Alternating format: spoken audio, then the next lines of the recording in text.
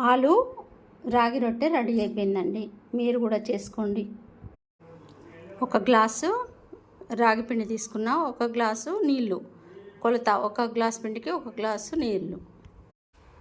ఇప్పుడు ఈ గిన్నెలో పోసేసి నీళ్లు వేడి చేసుకొని మసిలినాక ఈ పిండి పోసుకోవాలి. ఉప్పు మీ ఇష్టం, వేసుకుంటే వేసుకోండి, లేకపోతే లేదు. రాగి రోటీ చేసుకుందాం. ఇప్పుడు నేను ఒకటే ఆలుగడ్డ ఉడికేసాను.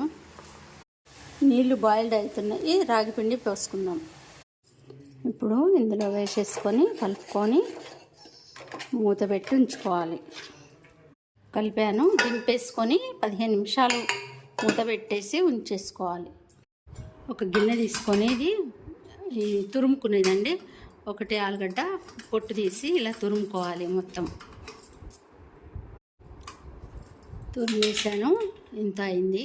ఇప్పుడు ఆలు రాగి రొట్టె చేసుకుందాం.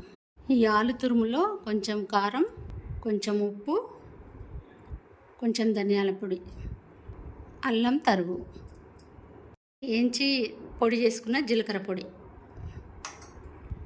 కొత్తిమీర, కొంచెం నిమ్మకాయ వండుకొని ఇదంతా కలుపుకోవాలి. ఇదంతా ఉండలు లేకుండా కలుపుకోవాలి.